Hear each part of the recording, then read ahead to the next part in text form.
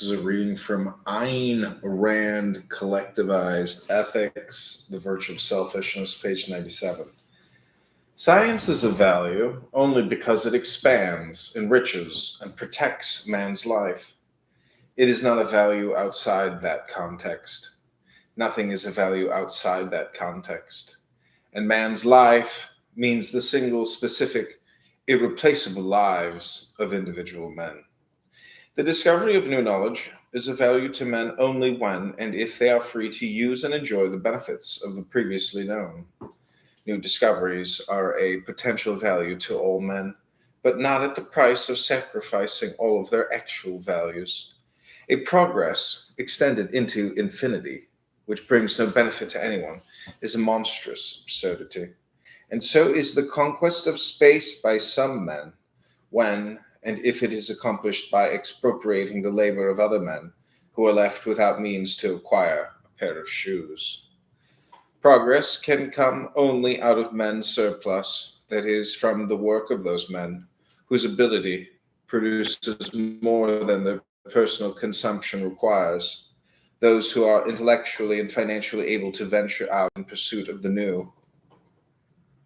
Capitalism is the only system where such men are free to function and where progress is accompanied, not by forced privations, but by a constant rise in the general level of prosperity, of consumption, and of enjoyment of life.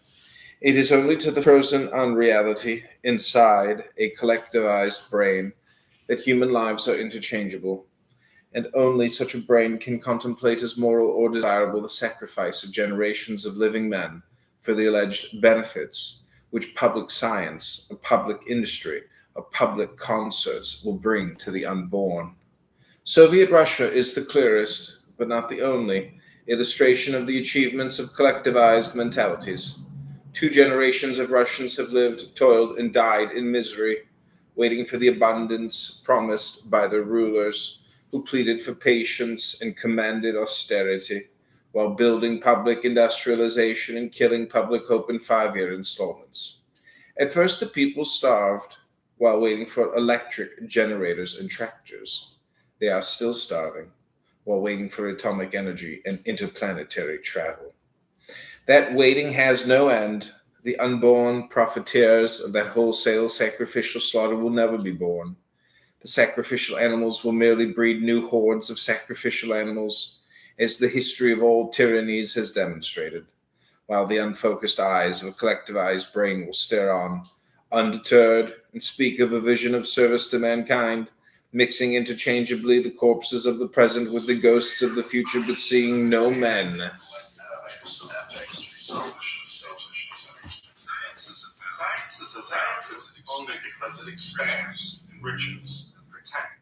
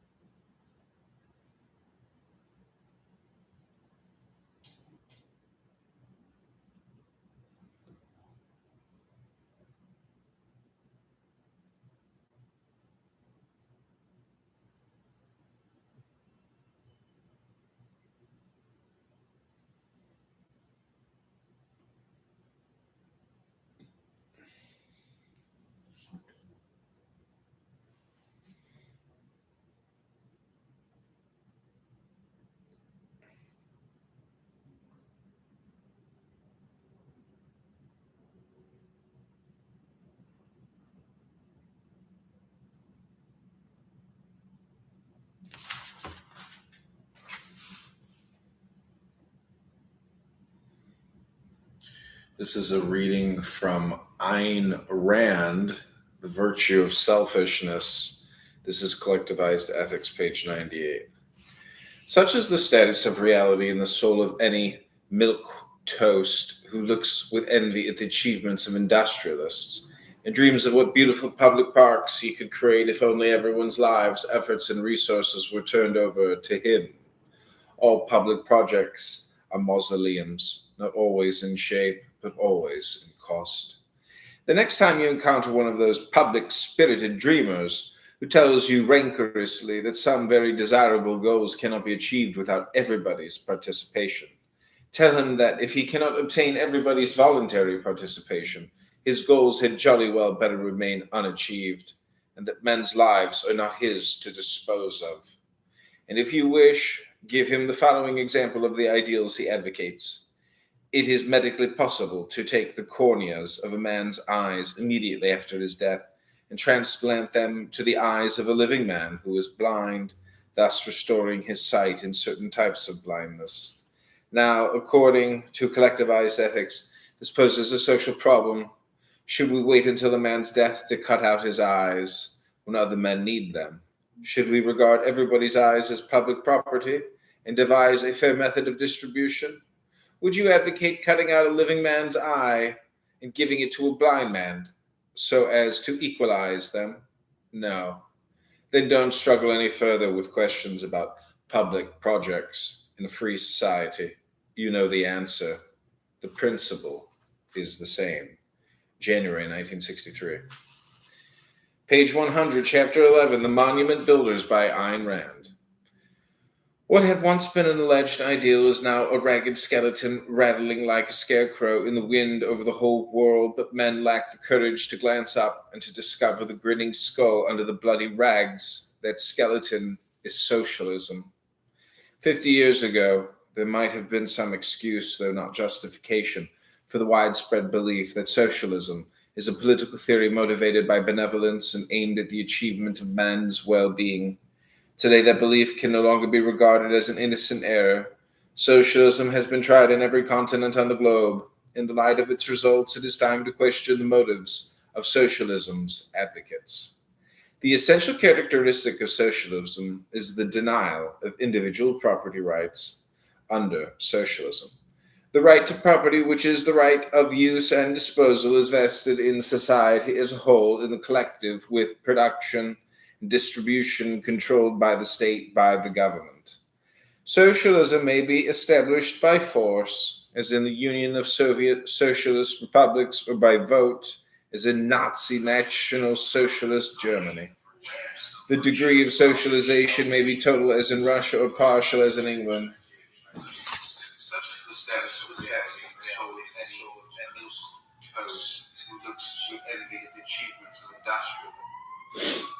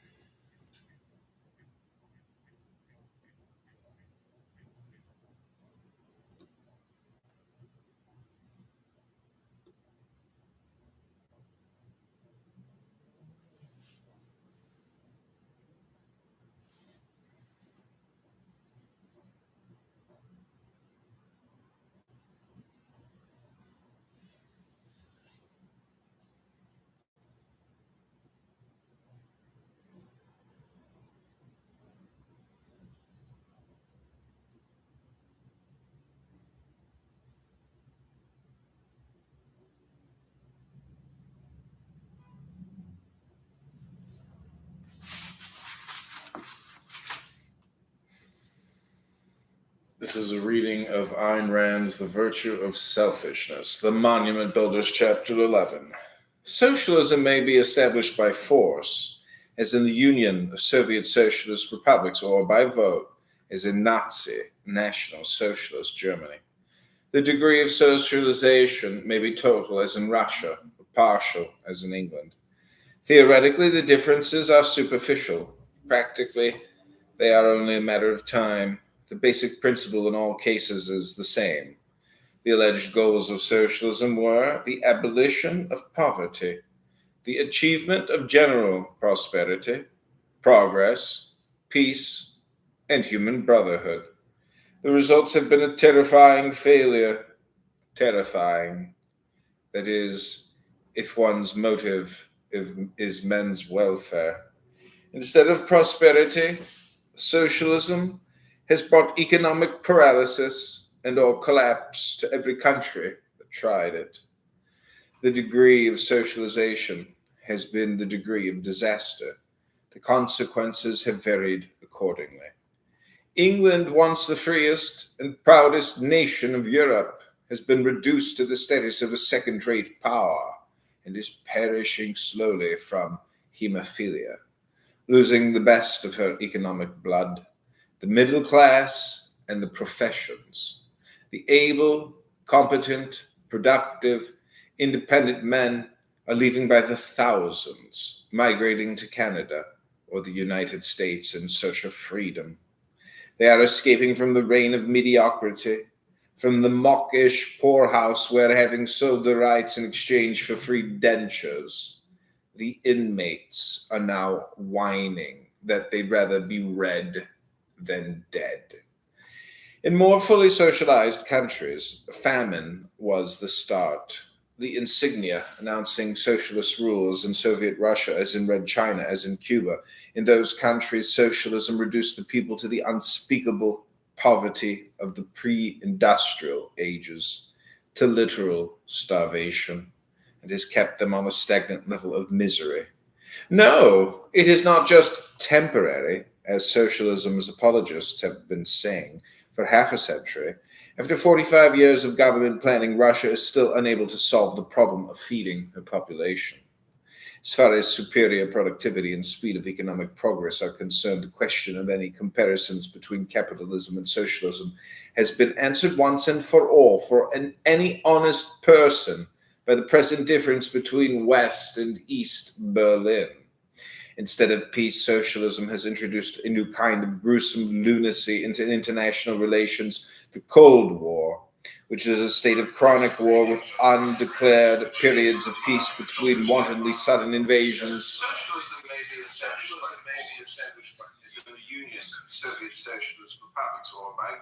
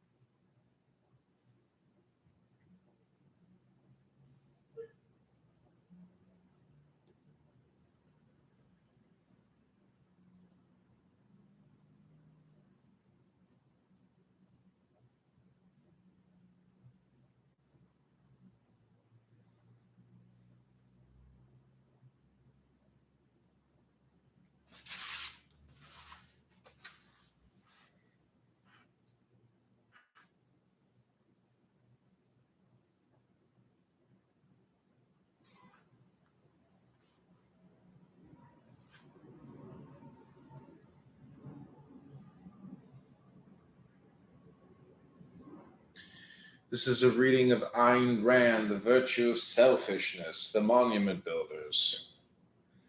Instead of peace, socialism has introduced a new kind of gruesome lunacy into international relations. The Cold War, which is a state of chronic war with undeclared periods of peace between wantonly sudden invasions, with Russia seizing 1/3 of the globe, with socialist tribes and nations at one another's throats, with socialist India invading Goa, and communist China invading socialist India. An eloquent sign of the moral corruption of our age is the callous complacency with which most of the socialists and the sympathizers, the liberals, regard the atrocities perpetrated in socialistic countries and accept rule by terror as a way of life, while posturing as advocates of human brotherhood. In the 1930s, they did protest against the atrocities of Nazi Germany, but apparently it was not an issue of principle, but only the protest of a rival gang fighting for the same territory because we do not hear their voices any longer. In the name of humanity, they condone and accept the following: the abolition of all freedom and all rights, the expropriation of all property, executions without trial, torture chambers, slave labor camps, the mass slaughter of countless millions in Soviet Russia, and the bloody horror of East Berlin, including the bullet-riddled bodies of fleeing children. When one observes the nightmare of the desperate efforts made by hundreds of thousands of people struggling to escape from the socialized countries of Europe, to escape over barbed wire fences, under machine gun fire, one can no longer believe that socialism, in any of its forms, is motivated by benevolence and by the desire to achieve men's welfare. No man of authentic benevolence could evade or ignore so great a horror on so vast a scale. Socialism is not a movement of the people. It is a movement of the intellectuals, originated, led, and controlled by the intellectuals, carried by them out of their stuffy ivory towers into those bloody fields of practice where they unite with the allies and executors, the thugs. What then is the motive of such intellectuals? Power lust. Power lust is a manifestation of helplessness, of self-loathing, and the desire for the unearned. The desire for the unearned has two aspects.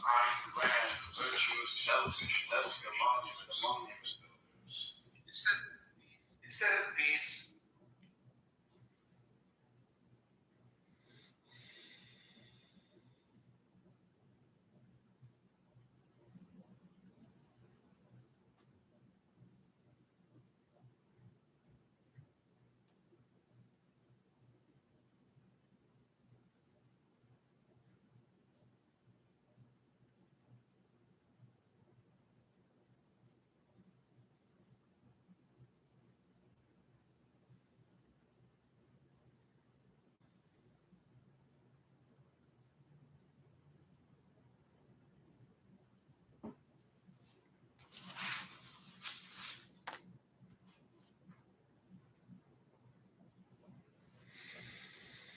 this is a reading of Ayn Rand's The Virtue of Selfishness, The Monument Builders, page 102.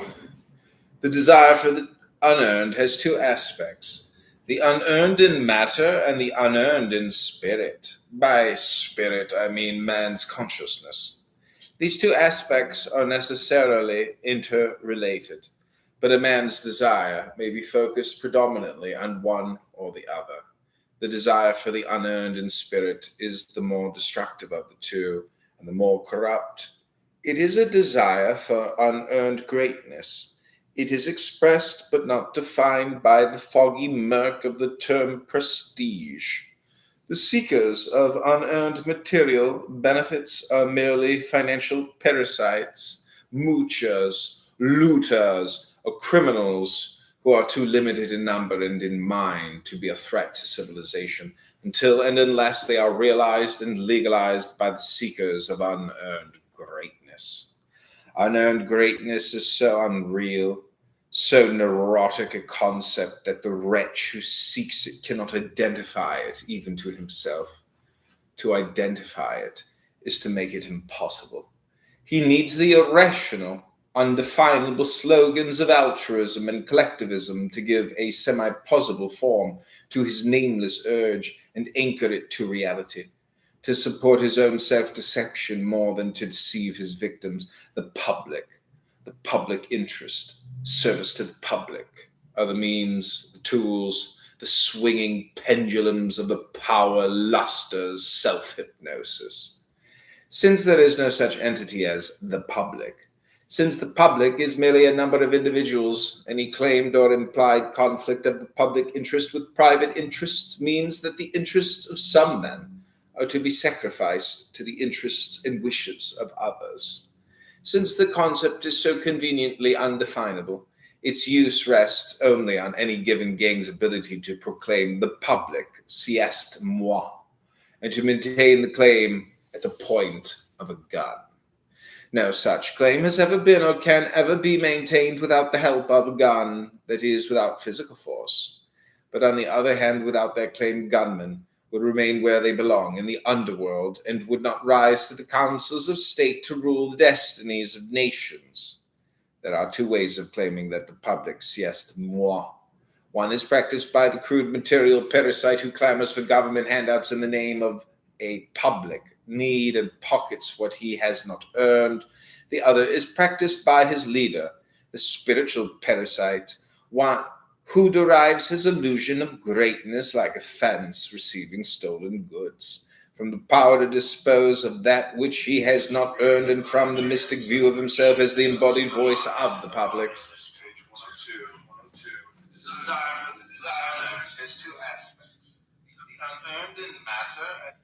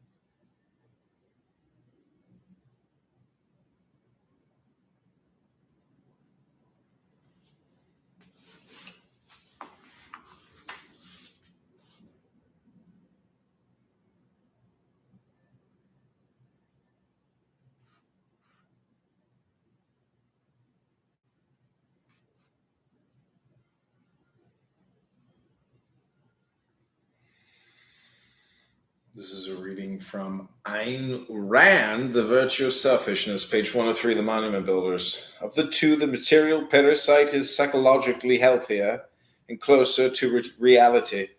At least he eats or wears his loot.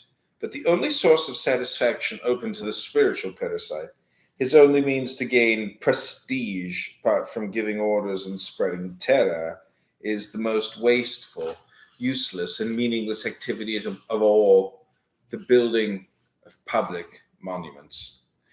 Greatness is achieved by the productive effort of a man's mind in the pursuit of clearly defined rational goals, but a delusion of grandeur can be served only by the switching, undefinable chimera of a public monument, which is presented as a munificent gift to the victims whose forced labor or extorted money have paid for it, which is dedicated to the service of all and none, owned by all and none, gaped at by all and enjoyed by none.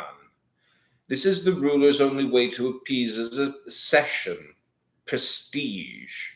Prestige in whose eyes? In anyone's. In the eyes of his tortured victims, of the beggars in the streets of his kingdom, of the bootlickers at his court, of the foreign tribes and the rulers beyond the borders. It is to impress all those eyes, the eyes of everyone and no one. that the blood of generations of subjects has been spilled and spent. One may see in certain biblical movies a graphic image of the meaning of public monument building, the building of the pyramids, hordes of starved, ragged, emaciated men straining the last effort of their inadequate muscles at the inhuman task of pulling the ropes that drag large chunks of stone, straining like tortured beasts of burden under the whips of overseers, collapsing on the job and dying in the desert sands, that a dead pharaoh might lie in an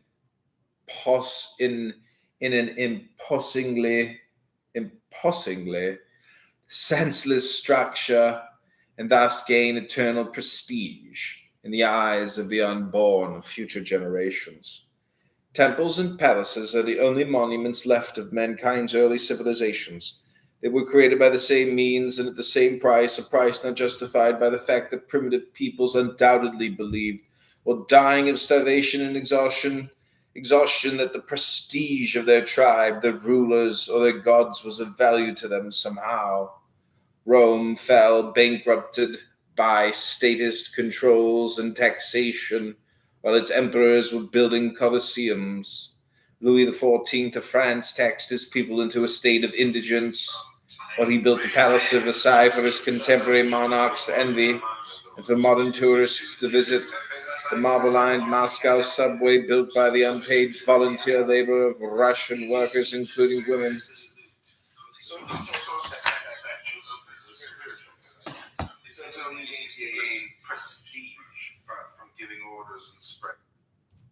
Okay, I hope you enjoyed this reading. Go to ChicagoMayorVote.com.